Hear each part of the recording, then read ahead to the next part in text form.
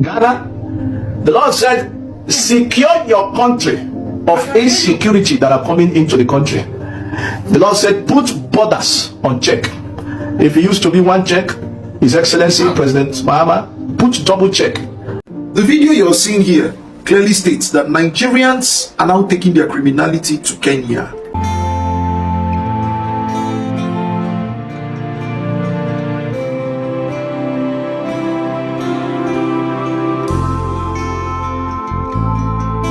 Guys, a Nigerian prophet alongside Nigerians have come out to, state it clearly what it is that Ghanaians should know as prophecy, as revelation from, outside into Ghana. Foreigners, immigrants, criminals into Ghana. I don't want to be the only one to hear this, because since ever I watched this video, I have been troubled, and I wanted to create the awareness so that all Ghanaians especially should know, as well as other African countries, on how they are supposed to be, aware of the devices, the forces, spiritually, physically, that are entering into the country. But for today, particularly for Ghana and Kenya. So if you are an African from these countries or any other country, please pay attention to this video, as well as other videos that has to do with Ghana versus African Americans, particularly the children that did storm into Ghana. How it all played out, we're going to see that as well. So this video is packed and well loaded with a lot of information. Watch patiently to the end. Please don't skip any part.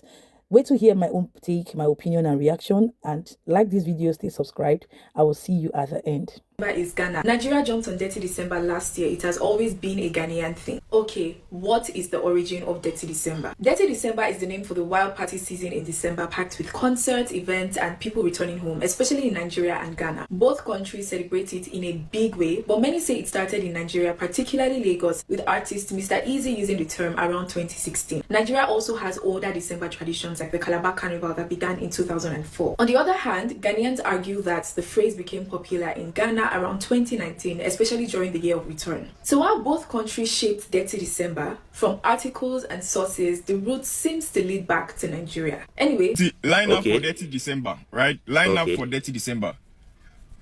We have 13 December, we have Beyond Control concert. Then 18 December, we have Kweku Smoke Revival concert, right? 19 December, we have GT Bank Stadium concert, the one they do every year. And I'm hearing that they wanted to bring Burna Boy, and Burna Boy said that they cannot pay him and all that. I don't know how true that was. 21st December, Blackos Zama Disco concert. 24th December, Beam Fest. 25th December, Rapperholic, you all know every year. 28th and 29th December, Afro Future. 30th December, Promised Land. Which one are you going for? Which one are you not going for? And I would hear you're part of the people that you better show with you. Let me know in the comments. Now, as you can see, over 20 African American children from America, and Ghana has given them the greatest gift of their time.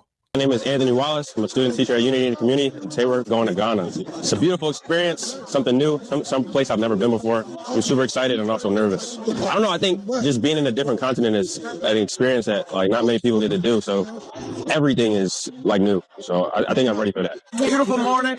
I'm out here surrounded by these kids, their parents, their relatives, their puppies. They're all out here and they're going to Ghana. And that is so exciting. I've never been. I wish I could go. Where's my seat? Council President Kenyatta Johnson, we're out here at Very Recreational Center supporting Unity in the Community as they take a group of young, strong black men to Ghana. It's a beautiful day. We're traveling to Africa, West Africa, Ghana. It's a beautiful day. All the kids are here. We're ready to go. Got two of our great supporters here. For Council President Kenyatta Johnson, we have District Attorney Larry Craig. They've been very supportive in all the work that we're doing and being supportive in this trip. All right, here we go. We see everybody getting settled into the airplane. But we made it through in the nick of time. They gave us a hard time, but we all on here. Almost going to home alone, so we all made it. We're gonna see y'all in a couple hours when we land.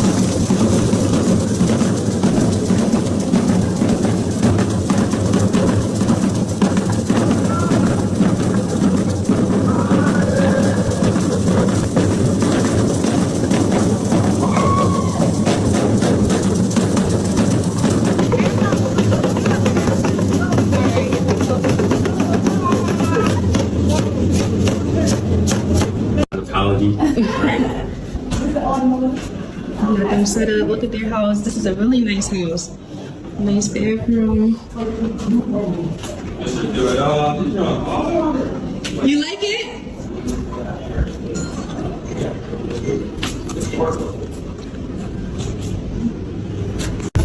It's the same blood that is running through our veins. Whenever you feel like coming back, please come back. My grandfather always told me one thing. If you don't know where you are going, know where you are coming from. Know where you are coming from. So whatever they are doing to you over there, know that you have a home. Know how you have Wakanda, you have Africa. Motherland is still waiting and calling on you. Never forget, it all started from here. So when it's getting tough, remember that Motherland, Wakanda, Africa is calling on all of you. Come, let's build Ghana together. Come, let's make Africa a great continent again. They know that Africa is the most powerful continent in the world. That's why they don't want us to be like them. But they lie. When our time comes, we will overtake them. Facts. Black is power. They know it. Black is power. They know it. They are doing everything at the right time. The right time. When that time comes, all of us in unity, we are rising up and show them that enough is enough. And for that thing to happen, it will depend on you, it will depend on me, it will depend on you, and it will depend on all of us. It's not only one person fight. All of us need to come together. That's why I don't like it when brothers are fighting each other. It makes me sad.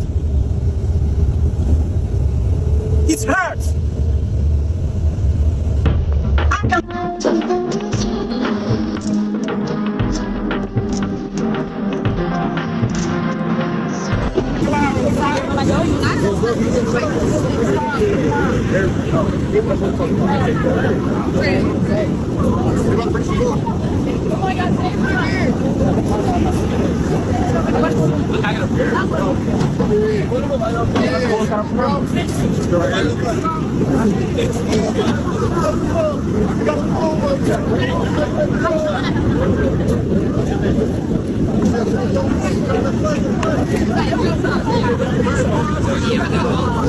Hey, who back? Oh, what? Let's sweep this whole thing, okay? Like, never, ever. Look at my boys out here all free, living free and peaceful out here in the motherland. There we go. Hey, somebody get a good workout. I told him. Yeah, you gonna feel that. I did it in South Carolina. I was like, oh my God. This is how life should be for our young kings. These got me living, man. L-I-V-I-N.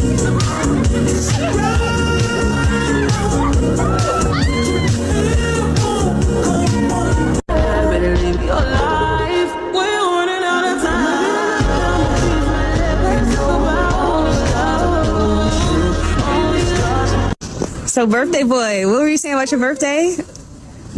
Did you have a good birthday? Nah, I just said it was the best birthday I've ever had. Oh, why was today the best birthday you ever had?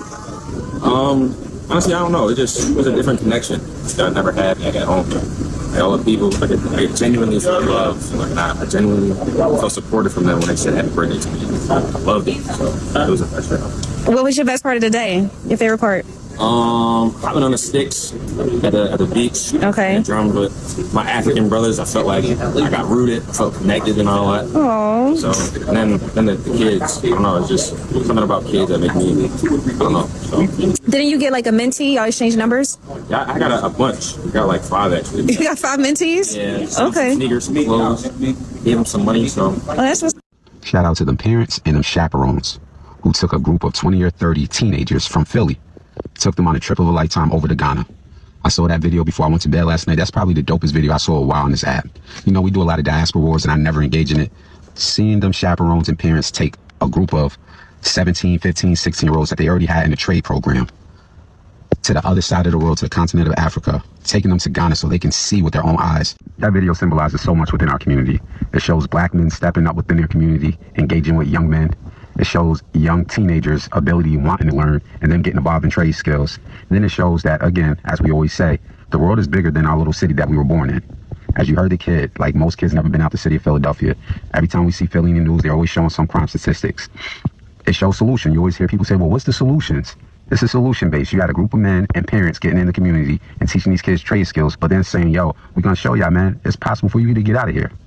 Like there's a skit on Only Built for Cuban Links. I want to say Only Built for Cuban Links, but it's an album of Raekwon from Wu-Tang.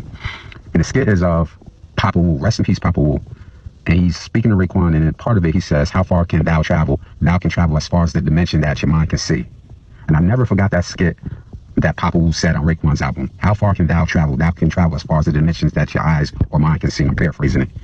Those kids from inner cities, whether it's Philly, whether it's Florida, whether it's New York, whether it's California, whether it's Detroit, those kids within our urban communities will be able to travel as far as the eyes can see. So you're taking those kids, you showing them love, you teaching them trade skills, you now open their minds. Now it's not as impossible to make it out of Philadelphia without getting involved in gangs and gun violence. Now they're opening their mind. Oh, yo, we can network with black people on the other side of the world, on the continent of Africa. And I thought this was so dope because often on the internet we engage in this diaspora war between black Americans and other people in the diaspora. And this is dope for that reason. Because in real life, I'm under the impression, in real life outside of the internet, the diaspora wars is BS. That's why I don't engage in them. Imagine telling that kid from Philly, those group of 17-year-olds, oh, yo, you don't need to, just take a trip to New York City. You don't need to go to the continent. Them kids was overly elated that a group of parents took interest in them and took them to the continent of Africa. Big salute to whatever that organization name is, because, again, that was the best video I saw on this app in a while, man. Hopefully more comes out of it. The video you're seeing here clearly states that Nigerians are now taking their criminality to Kenya. Yes. Am I surprised? No. Why would I be surprised? Am I surprised? No. They did it in South Africa. They did it in Ghana. What makes you think they cannot bring it to you? Even those from Uganda, don't worry. Nigerians, thank God. A Nigerian opens his mouth to tell you that Nigerians are wicked, that Nigerians are evil. A Nigerian, not just a Nigerian, and from the Igbo tribe, from one of the core eastern states in Nigeria. I started reading the Igbo Bible at the age of 6, based on training. A lot of them that say they are Igbos, they are not even Igbo as me. My father initiated the Igbo curriculum in the university. In the tertiary institution where he was a lecturer, he initiated Igbo as a curriculum and perfected it. So when you want to talk about Igbo and all those, you people don't know. You people don't know. Go and ask Peter Dochi of my father. He will tell you. Go and ask Adibe of my father. He will tell you. The rag will may so rest in peace. Go and ask him. He will tell you. Oh God. My father interprets the general overseer of the Redeemed Christian Church of God in Igbo whenever he comes to the east. Whenever he comes to the east. So when you want to talk about Igbo, you don't know. Whenever you want to talk about Igbo, when you want to talk about Nigeria, you don't know the half of it. When you want to claim that you love Nigeria, you don't come closer. The agenda I have for Nigeria, if God is willing to give it to me, no Nigerian youth will pay for school fees or hospital health care. No Nigerian youth will pay for school fees or hospital health care. But before we do these things, we must have to know where our problems come from, in knowing that our problem is you as a Nigerian. So my purging you and speaking ill of you is not because I hate you, but because we have to become better. And when we become better, Africa becomes better. You think South Africans don't love you people? You think Ghanaians, if we become assets, Ghanaians will want to relate with us. South Africans will want to relate. But now we are not. We're liabilities. We are toxic. We're inimical. We're inhibitors. Oh God. We destroy everything that crosses our path. Everywhere we go to, we mess it up. We mess it up. We do what? We mess it up. That's the situation. So don't come here hanging in my comment section and saying, I'm not even a Nigerian, I don't like Nigeria. All of you Nigerians don't like Nigeria. And let me tell you something. I have been a solution to a greater number of Nigerians, more than all of you combined. I have been a solution to a greater number of Nigerians, more than all of you combined. More than all of you. The funny thing is that you people that come around to claim you love Nigeria, you love nobody but yourself, including that person near you. You don't love the person. I'm pretty sure we know this. None of you can make a singular sacrifice for another Nigerian. No Nigerian can make a singular sacrifice for another Nigerian. We come to the media and they keep on talking shush and they think it's their love for Nigeria. No, it's their love for themselves. All of those people that say, you shouldn't be speaking ill of Nigeria. It's not because he loves Nigeria, but because he feels that exposing Nigeria will put him in a harm's way owing to where he is. Would expose him. They come to my inbox, and when I begin to relate with them, you get to understand that it's owing to his selfish interest. Like one that came to talk to me and say, I'm in Ghana here. You shouldn't be saying those things about Nigeria. Running my business is going to affect your business. Okay, you want to preserve your business at the expense of the well-being of Ghanaians. You're in Ghana and all these things are going against Ghanaians, and then you would rather preserve your business, preserve yourself at the expense of Ghanaians that gave you a house. You're more wicked than even those Nigerians that purport evil. You're more wicked. That's why I always tell people, I don't give a singular message to any Nigerian in Ghana, including the ones that say they are good people, because they are the worst. They are. And what I've told you now proves it. So in case you don't know, Nigerians have been found on criminal charges in Kenya. They are spreading it to every nation in the world. That's what they do. They are like they are viruses. These people are worms. They are plagues. They are curses to the world. They are curses to Africa. That Africa is dwindling is owing to Nigeria. Africa is depleting, retrogressing. Africa is failing because of Nigeria. The black race in totality is inferior because of Nigerians. I can put my money in it. Dare to ask me to prove it, and I'll prove it beyond every reasonable doubt. God, please help me to fix this. Ghana, the Lord said, secure your country of insecurity that are coming into the country. The Lord said, put borders on check. If it used to be one check, His Excellency President Mahama, put double check on your embassy. Put double check on your embassy. Can I tell you the truth, sir? Let me tell you the truth, sir. I don't care how people will feel. Double check Nigerians. I don't care how they will feel. I'm the messenger. Double check Nigerians. If I will explain to you, I will explain. I saw a shark swallowed bomb and weapons. This shark didn't swim from Nigeria to Ghana. It swam from another country that is already on coup plan, that is succeeded there, ruling by a military government. They sent the fish with those weapons in the fish tomorrow. It landed in your seaport by 2 a.m. The Bible said when men slept, they offloaded it.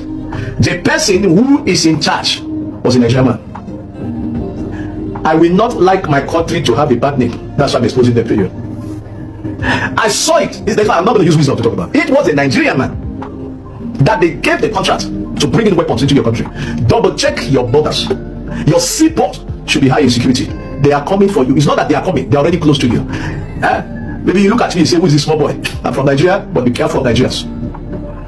I'm not afraid. I'm telling you, I'm from Nigeria, but be careful of Nigerians. Secure your borders. Secure your seaport. Double check your seaport.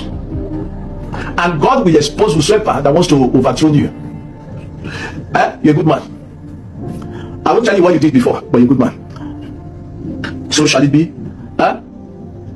Well, you see, if you like as a Ghanaian, take this for granted. If you like as a Ghanaian, take this for granted. That prophecy, take it for granted. If you like, take it for granted. I'm pretty sure the person making this, telling Ghanaians this, is a Nigerian, right? So you people must understand that when a Nigerian comes out of his shell to advise Ghanaians, hey goodness, you people should know how serious it is. Don't say it's just prayers, it's just this thing, it's just this, that, it's just a dream. Don't say it's just a dream. Please don't say it's just a dream. You people must have to double check. When he said you have to double check Nigerians, it means you have to tighten your security, especially when you get to understand that this person is a Nigerian. You have to tighten your security, especially when you have to understand he's a Nigerian. I tell you, how many times do I have to tell you people this? As a Nigerian living in Nigeria, I don't associate with Nigerians. I have so mastered the methods or the art of isolation that I am good with solitude and isolation in Nigeria. I can only relate, I can only become an outdoorsian person in situations where I'm not in Nigeria. But as long as I'm in Nigeria, I have mastered the arts, the method, the skill of isolation, disassociating. I feel safe, not entangling or relating with Nigerians whatsoever. I feel safe. I just leave my relationship with them to become a colleague stuff. Outside going to work, it is that serious. I don't go to church in Nigeria because I don't need association. I don't need association. All I do is, in a situation where, peradventure, if I am asked to come and help, I would help. Their communalism or whatever, I don't care about it. I don't care, because these are people that will tell you, oh, we're community. You know, it's community stuff. But that community and their crave for togetherness is actually a plot. It's actually a plot to destroy someone. It has an ulterior motive. So I prefer the individuality. The individuality is all I do. Everybody go home. Do your thing. I don't want to celebrate with anybody. When there is a problem that requires a solution, I come out and I resolve it. Why? It's not because of them, but because I am a solution. I was nurtured to be a solution. That's just the thing. Outside that, I go home. I don't relate with them. Right? I don't relate. I don't go for parties. I don't go for drinks. I don't do this one. It's not like I have. It's just that it's uncomfortable for me. It's the spirit is not one. I don't rhyme with them energy wise. Their aura is not the same with my aura. Their frequencies is not the same with my frequency. I totally feel isolated with them, and that is beauty. In fact, that is the measure of my safety. I love it. I love it. Situations where I'm called to come and resolve issues or challenges. While doing that, I do that as fast as possible so that I can go. I can leave. Right? So what am I truly saying in essence? Don't take this for granted, because you see, when we tell you people, these things have been coming to you people. And I'm pretty sure that a lot of Ghanaians from a spiritual point of view, religious point of view, had seen this vision. Where I started respecting Ghanaians was when I stumbled into a Ghanaian talk show and I heard Ghanaians saying that Regina Daniels is in pain, and they made that prophecy whilst Regina Daniels gave us the impression that she was enjoying her marriage, that she would rather sleep, that she would rather cry in the Lamborghini and all those. That was many months or many years, few years before this altercation we're seeing right now. It was Ghanaian station that I heard this. And I saw a number of Nigerians come to the comment section to tell them, mind your business, mind your business. Oh, Regina, this thing. How do you like Ghanaians now? I told you people, Ghanaians are not ordinary people. You see this peace they are giving to you people, when they will fight, it will remind you of Angel Michael fighting. You know, these people are the sons of God. That's why they have peace in them. You people think I'm just making up words. Relax. When Ghanaians will strike, it will be like the strike of an angel, or angels, or chariots. You would understand how it feels, and then you would understand why they were the first sets of people to seek out for their independence, despite their fewer number than Nigerians. The Gold Coast, you don't want to mess with them, right? You don't want to mess with them, right? You don't want to mess with them. All right. So please, Ghanaians, hearken to this and be very careful. The word is enough for the wise, and I know you people are wise. All right. All right, guys. Most importantly, I want to appreciate my brother Chimdi, who is actually doing a good job alongside other Nigerians as well. Yes, so even myself. Anyways, like we have rightly heard, they say when there is a revelation, it is not to scare, but at least to, waking up our spirit, especially as we've seen from Nigerians to Ghanaians. Yes, this is a period of revelation. And like Chimdi has cited, please don't take this for a joke. Don't take this lightly. There are important messages as revelation has been exposed, so that Ghana will not be as Nigeria as we are seeing today. Because what is happening in Nigeria, like I will always say, is not something you will even wish your enemy. Yes, so, and yes, knowing fully well that it is not just in Ghana alone, Nigerians have also been caught in Kenya. Initially it's been South Africans shouting, screaming. People didn't pay attention, neither did they take them seriously. But today, as it's spreading around the world today, in the continent of Africa, people are beginning to understand. And yes, I'm a Nigerian, but I need to tell you for free that you need to live beyond the Nigerianness, beyond Nigerians, and stay very, very clear and far from them to be able to operate sanely. That's why, on the other hand, on the contrary, they see us as people who are not normal. But to them, we are not normal, but we are normal. Because when you see a criminal, even a criminal doesn't even know that they have a problem, or they are the problem. They always want to, hide and bask under this, self-defense, hypocrisy, lies, manipulation, and gaslighting attitude and nature. Yes, it is you who is seeing it from the other angle that will know that, no, these people are dangerous. This is danger, and you stay clear. And that is whom Nigerians are, that every country at this point should be careful of. You see other foreigners as African Americans come into the country, you will never hear a time when they say they committed this crime, they committed that. That's one good thing about these people, right? You can't hear a Kenyan in any country as Nigeria, Ghana committing crime, South African is here committing crime. Mostly you will hear these Nigerians, Cameroonians, Nigerians, especially West African countries, are the major problem we have in the continent of Africa. I'm telling you. So before we fight the external invaders, external forces as the whites, the Europeans, the British, let us tackle our internal problems as Africans so that we can be set free. This mentality and attitude or idea of thinking that it is the white people that are undoing us, setting us up, it's a life from the pit of hell that I cannot even conform to. Who is unaliving you, who is killing you, who is undoing you, is closest to you. They say it is a rat that is inside the house that goes out to bring the one outside. So what are you telling me here? That can never make sense to me. Before an external person comes from far to undo you, the one closest, first of all, will give you information and everything. Exactly. And it is that person closest to you that is undoing you the most than people very far from you. That's the thing. So I just decided to expose these things as stated clearly here and throw more light as I've done. And let us settle in and share our thoughts, our opinion on what we think at the end based on all these things. I'm a Nigerian and I can never support crime or any form of criminality. If you catch any Nigerian or Nigerians anywhere, expose them, arrest them, deal with them ruthlessly. I'm not in support in any way or form against anybody that is a criminal and is being brought to book. No, I would clap for the people that have brought you to book so that you will learn and learn the hard way. Exactly. So let's talk in the comments. Like this video, share, and stay subscribed. I'll see you in my next one. Ciao, ciao.